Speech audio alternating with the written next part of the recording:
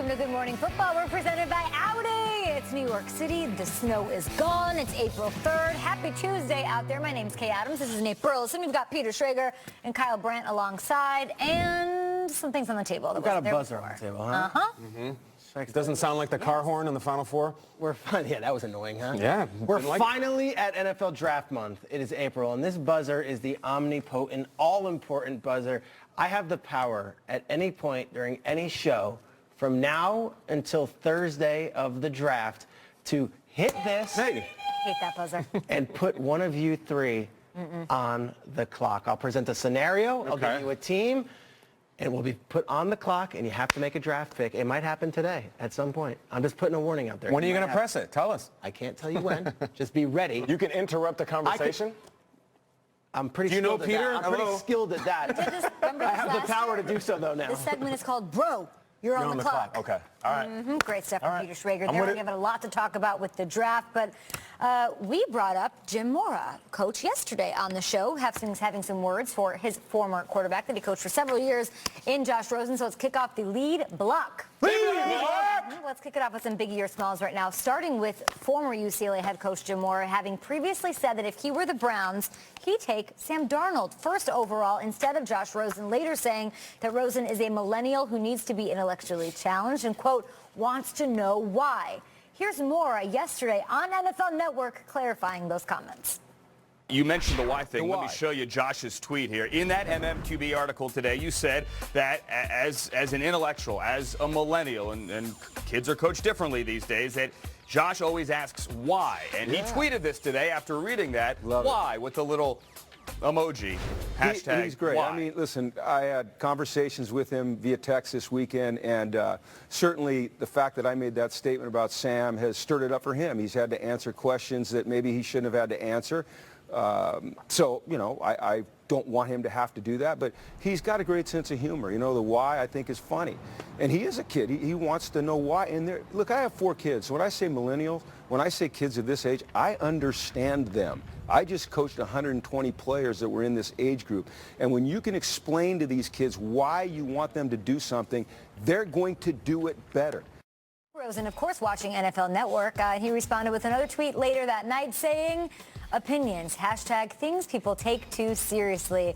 All right, gentlemen, you have your biggie and your smalls paddle. So put it up. Is this back and forth, this sort of this messy thing that's going on between Mora and his former quarterback? Is that a biggie or a smalls? Messy is the right word for sure. All right, I'm going to say smalls for the why thing, okay? I think Jim Mora was saying, I've been around a lot of quarterbacks. I've been in a lot of rooms. This is not a guy who just sits there and puts his feet up. He's involved, all right? Adam Gase has said the same thing about Peyton Manning. McDaniels has said the same thing about Tom Brady. I get that. What I'm going to show biggie, though, is the tweet response back and forth, all right? You're going smalls and biggie? I'm going to flip it. I'm going to flip it and go biggie. I just had this vision of Rosen being in the league and doing little subtweets and emojis about his coach then or his players then. Here's the deal.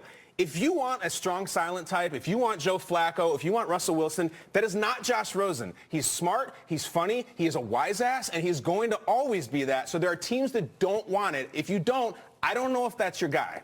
I'm going biggie, and interestingly enough, it's similar to Kyle. I think there is some significance to this, but I like it. Like, I like it. He is the first millennial quarterback. That's how I look at this. If Johnny Manziel was a wild child and, you know, Nick Foles is the perfect son, this is the first millennial quarterback, this kid right here. He doesn't care where he ends up. He knows he's the best quarterback in this draft. He doesn't worry about these things like Twitter. And truthfully, this is who he is. He's authentic. I've heard stories of quarterbacks going into these rooms with teams and putting on a complete facade that they've been trained for the entire month.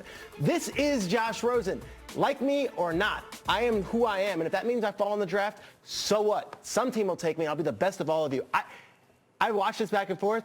I think Mora, and as much as I love him being on the NFL, the more Mora comes on to kind of explain and clarify and go talk to Peter King, he's digging himself a hole. To me, Rosen, he's sitting back. This is who I've been all along. And yeah, I am who I am. Take me as I am. I like it. I love it 100%, and I think it's a big deal. What do you love? I love the fact that this young man is speaking out. Whatever we think we know about him, he's just confirming it with his tweets and how he acts and how he responds. Even his conversation that he had with Aaron Rodgers, it seemed like something was really familiar about those two talking together. You look at Peyton Manning, you look at Tom Brady, you look at Aaron Rodgers. These guys are the bad boys of the league, and when you talk to people that have been around them, just like Kyle said, They do things their own way. When you go get a guy this early in the draft, you're dating them. It's a marriage. Right away, you're giving this young man the ring and saying, we're going to be in a relationship for a long time. And if you're an organization, do you want the guy that pulls up and he has the hybrid car and he tells the dad jokes and he gives you one rose on your birthday? Like the one that won the Super Bowl, the one that was in the NFC Championship, both of them, Breeze and Case Keenum? But do you look at Tom Brady? He's a dynasty. You look at Aaron Rodgers, a dynasty. So Peyton Manning, a dynasty. Rosen's attitude more to Tom Brady? I'm talking about the bad boys with bad attitudes. Quarterbacks, those are the guys that organizations love to play for. You want that bad boy with the leather jacket that pulls up in the Harley. He might not remember the anniversary, but he's going to take you a trip around the world on your birthday. That's that dude. That's that one you want. The talent is undeniable, but if he was so smart, doesn't he know how to play the game a little bit? You have to play the game. I think he's above the game. Yeah, no, nobody's above the game. I agree. Don't get on Twitter. Just stay off Twitter. Stop trolling. Stop let your talent speak for yourself. You have questions surrounding you that some people are even making up or making bigger than what they even are. You're showing me who you are by tweeting. I agree. And listen, to that point, you guys said that you liked it. Let's say the Jets take Josh Rosen, and he's sitting on the bench behind Josh McCown week after week.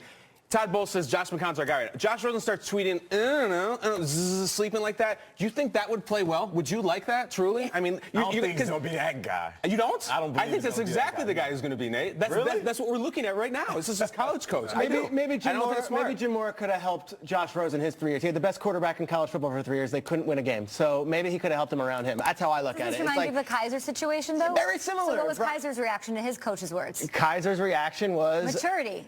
Yeah, sure. Didn't say anything. Yeah, and he went to the second round and he This happens a lot. Pete Carroll did it to Sanchez. Yeah. Lofa to Tupu. But this happens a lot. Mora's doubled back. Mora's saying, I was saying it in a complimentary way. And Rosen's basically saying, dude, why are you even out there? Let me be the guy. Why is it about you right now? And I'm kind of okay with that. Let's stick with some potential first-round quarterbacks. Mine too. According to our own NFL Network insider Ian Rappaport, the Jets will host Josh Allen for a private workout this week. Ian also confirmed a report saying the Browns are considering taking Allen, get this guys, #1 overall.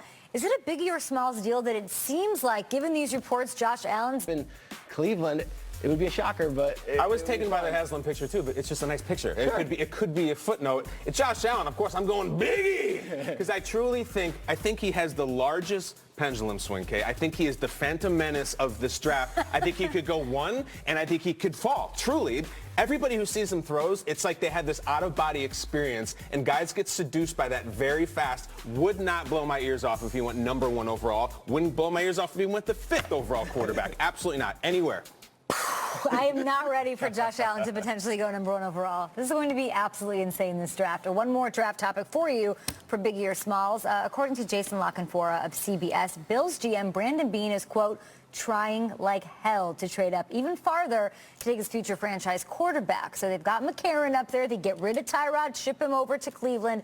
Is it Biggie or Smalls if the Bills sort of lose out and have to stay at 12, unable to move into those top picks to grab a QB? What do you think, Strays? I think Biggie. I think Biggie. You think Biggie? I think they sat back and waited during free agency when everyone else jumped out of the gate, and Case Keenum and Kirk Cousins and Sam Bradford were signed to big deals. They sat back and said, who's left? A.J. McCarron. We like A.J. McCarron. Let's go get someone in the draft. Then they traded up once. They might trade up again. I think it would be a misfire if they don't find a way to get to that 6th pick where the Colts are, the 5th pick where the Broncos are, or even the 2nd Browns pick at 4. I think they need to get a Baker Mayfield, or they need to get a Josh Rosen or a Josh Allen if they fall out of that first top 4. They're going to pay for it, Peter. Listen, they are. They're going to give up a lot. I believe it's a small deal. You know, we love these quarterbacks, and the closer we get to the draft, we're going to start hyping them up more and more. But I feel like there's certain teams that look at this draft class of quarterbacks and say, you know what, I'm not in love with one guy, so I'm not going to move the world trying to get this one individual. They're going to be patient and remain patient, and whatever falls to them, it could be a Heisman winner that falls in their lap. And I think we're all looking at it like, well, it's not one of the Joshes, it's not Sam, so I guess they lose out. No, that's not the case. If those guys go early and you still have Heisman winners later at 12, they could possibly still get a quarterback that's Lamar Jackson might fall. Lamar Jackson at 12, you would take him at 12 then. I'm just saying there's a possibility that they still can get the quarterback. And look at number 22. I mean, say he does fall and slip in the draft. You got 12 and 22 to get yourself a Heisman winner. That's one hell of a pick.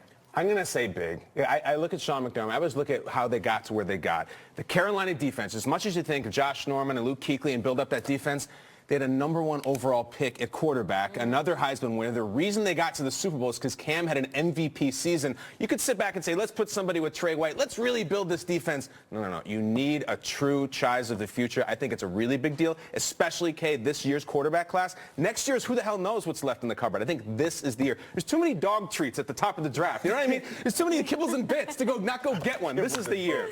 That's Biggie and Smalls. This is Good Morning Football. We'll be right back. The third round of the Tournament of Champions is right here. You can find out who won the last 2 survivors in the Angry Runs region. That is moments away. And speaking of champs, those Eagles flying high after their first ever title. Who will be their biggest threat in the NFC East this season? All that and more up ahead. Good Morning Football